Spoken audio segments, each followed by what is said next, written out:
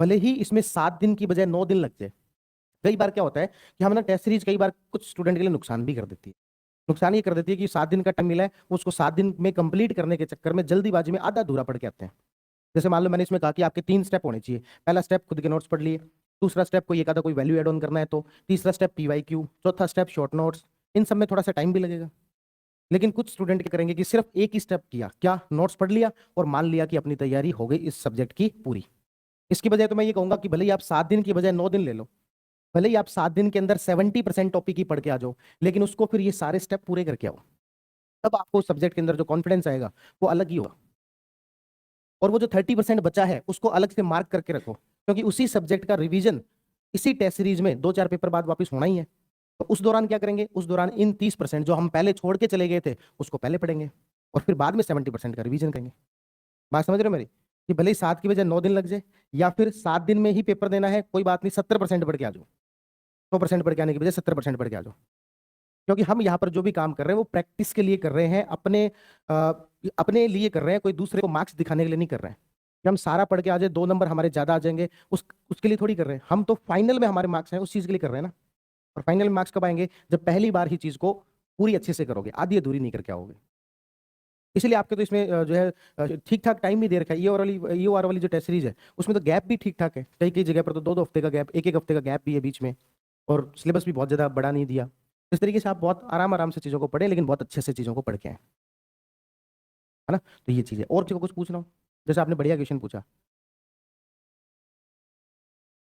बिल्कुल इजीली हो सकता है, इजीली हो सकता है मतलब कि देखो मैंने आपको कई बार ये पहले भी शायद पहले भी बताया होगा कि एक एग्जाम होता है कोर एग्जाम, है ना, और बाकी होते हैं उसकी पेरीफेरी पर एग्जाम। ठीक है। तो जैसे RS का जो एग्जाम है वो एक तरीके से कोर एग्जाम हो गया। कोर एग्जाम का मतलब है कि इसमें सारा ही सिलेबस आना है, राजस्थान हिस्ट्री भी आनी है, कल्चर भी आनी है, ज्योग्राफी भी आनी है, सभी आनी है। और इसकी पेरीफेरी पर कौन सा एग्जाम है? तो EORO का एग्जाम इसकी पेरीफेरी पर है। पेरीफेरी पर मतलब आपने RS की तैयारी कर ली तो EORO का सारा सिलेबस तो आप वैसे ही पढ़ते हो, सिर्फ पार्ट बी को छोड़कर। ऐसे PSI है, PSI के अंदर आप सारा कुछ वैसे ही पढ़ते हो, हिंदी के कुछ टॉपिक्स को छोड़कर। इस तरीके से RS और EORO का जो तैयारी है वो पैरेलल चल सकती है। कैसे चल सकती है? देखो, अपन IAS की तैयारी करते हैं, IAS की तैयारी के अंदर ना बहुत सारे सब्जेक्ट आते हैं। हम सारे सब्जेक्ट पढ़ते हैं, पॉलिटी भी पढ़ते हैं, इकोनॉमी पढ़ते हैं, ज्योग्राफी पढ़ते हैं, एनवायरमेंट भी पढ़ते हैं, साइंस एंड टेक भी पढ़ते हैं। लेकिन मेरा ऑप्शनल क्या है? मेरा ऑप्शनल है हिस्ट्री। तो मैं हिस्ट्री को बहुत डेप्थ में पढ़ता हूँ। पढ़ने सारे IAS में सारे आने हैं, लेकिन मेरा ऑप्शनल IAS के अंदर कौन सा है? हिस्ट्री। तो मैं इसको क्या करूंगा? बहुत ज्यादा डेप्थ में पढ़ूंगा। इसी तरीके से आप RS की तैयारी कर रहे हैं, आप RS की तैयारी कर रहे हैं तो आपको राजस्थान हिस्ट्री, कल्चर, ज्योग्राफी ये पढ़ना ही है, इंडियन पॉलिटी भी पढ़ना है, इंडियन ज्योग्राफी भी पढ़ना है, इंडियन इकोनॉमी भी पढ़ना है। पढ़ने मुझे सारे हैं, लेकिन इनको मैं क्या करूंगा? बहुत ज्यादा डेप्थ में पढ़ूंगा। जैसे उधर मैंने हिस्ट्री ऑप्शनल को बहुत ज्यादा डेप्थ में पढ़ा था, उसी तरीके से आपको यहाँ पर ये जो 5 सब्जेक्ट है राजस्थान वाले, इसको बहुत डेप्थ में पढ़ना है। इतना हिस्सा तो अंदर है, इसकी आपको जो डेप्थ है वो बढ़ा नहीं है। इसमें 1-2 किताब एक्स्ट्रा पढ़नी है। इसमें क्या करें? इसमें जो कोचिंग ने कंटेंट दिया सिर्फ उसके ऊपर रिलाई कर लो, कोई दिक्कत नहीं है। इसमें क्या करें? इसमें एक आधा कोई कंटेंट और बढ़ा लो, इसमें से नहीं आया तो उसमें से आ जाएगा। बस इतना से तो फर्क है, बाकी चीजें तो दोनों की सेम ही है। और RS में और EOR में दोनों के साथ में अभी फायदा ये है कि दोनों की एग्जाम डेट नहीं आ रखी। कॉन्ट्रडिक्शन तब होता है जब दोनों की, जैसे कई आके मुझे स्टूडेंट कहते हैं सर RS की तैयारी करूं या फिर IAS की तैयारी करूं। मैं कह यार दोनों की तैयारी एक साथ ही हो रही है। बोले नहीं सर, RS का मेंस और IAS के मेंस दोनों एक साथ आ गए तो मैं तुम्हारा दोनों में प्री पास हो गया क्या? जिस दिन RS का प्री और IAS का प्री दोनों एक साथ पास हो जाए तब कॉन्ट्राडिक्शन है, उससे पहले कोई कॉन्ट्राडिक्शन है ही नहीं। उससे पहले तो पैरेलल तैयारी चल ही रही है, आप ना चाहो तब भी तैयारी पैरेलल ही चल रही है। उसी तरीके से RS की तैयारी और EOR की तैयारी आप ना चाहो तब भी साथ साथ ही चल रही है। आपको RS में भी राजस्थान हिस्ट्रिकल से ये सब पढ़ना है, और आप यदि EOR की तैयारी कर रहे हो तो आप ये मानो कि जब RS की तैयारी करेंगे तो 5 चीजें हमारी पहले से तैयार है। बस हमें सिर्फ इंडिया वाली चीजें पढ़नी है, उसमें भी इंडियन पॉलिटी पढ़ते ही है ना। दोनों की तैयारी एक दूसरे के समानांतर चलती है और ना चाहते हुए भी चलती है चीजें ना।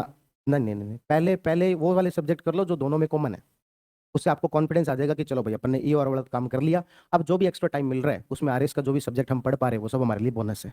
पहले वो काम कर लो जो कि दोनों में कॉमन है, तभी आपको ये फीलिंग आएगी कि अपन दोनों की तैयारी कर रहे हैं। आपने पहले वो सब्जेक्ट उठा लिए जो RS मेंस में है या फिर कोर RS के सब्जेक्ट है, तब आपको अंदर से फीलिंग ही नहीं आएगी कि अपन साथ में साथ EOR की भी कर रहे हैं। इसलिए पहले कॉमन वाले कर लो, उसके बाद दूसरे कर लो। ठीक है ना? और इसके अलावा बताओ भाई। अब देखो, सबकी जॉब का अलग अलग नेचर होता है, कितना क्या टाइम किसको क्या मिलता है उस पर डिपेंड करता है ना। अब हो सकता है कि किसी को जॉब के बाद में 4 घंटे मिलते हैं, और कोई मान लो टीचर है तो उसको ज़्यादा भी मिलते हैं, 10 से 4 स्कूल होता है, बाकी टाइम ज़्यादा भी मिलता है। तो वो तो आपको पता है कि आपको कितना टाइम मिलता है और कितनी एनर्जी बचती है। कुछ सारी इतनी कुछ ऐसी जॉब्स भी होती है जिसमें इतना दिन भर हेक्टिक काम रहता है। हम कह तो देते हैं कि शाम को आके 3 घंटे पढ़ लेना, लेकिन हमें पता है 3 घंटे की एनर्जी नहीं बचती है, वो एनर्जी खत्म हो जाती है। भले ही घंटे 3 है अपने पास में, लेकिन वो एनर्जी खत्म हो गई। तो ऐसी कंडीशन में आपको पता है कि कितना टाइम अपने पास में है और कौन से टाइम को यूटिलाइज किया जा सकता है। हम तो सिर्फ इतना ही कह सकते हैं कि आपके पास में 1 मिनट भी है, उसको ठीक तरीके से यूटिलाइज करो बस। और आप कितनी भी कैसी भी जॉब है, तब भी हम जो 4 से 5 घंटे तो फिर भी निकाल सकते हैं, और उन 4 से 5 घंटों को आप ठीक तरीके से यूटिलाइज करना सीखो। किसी को लगता है कि दिन भर हम जॉब करके आए, शाम को एनर्जी नहीं बचती है, तो भाई शाम को जल्दी सो जाओ। सुबह थोड़ा 4-5 बजे, मतलब कि शाम को 9 बजे सो गए, सुबह 4-5 बजे उठ जाओ। एनर्जी बचती नहीं है, इसलिए पढ़ाई होती नहीं है, लेकिन बेड पर पड़े पड़े रील देखी जाती है। तो 9 बजे की बजाय 11 बजे सोएंगे, 11 बजे सोएंगे तो सुबह 6 बजे उठेंगे, 6 बजे उठेंगे तो 9 बजे ऑफिस पहुंचना है, घंटे बचे अपने पास 2।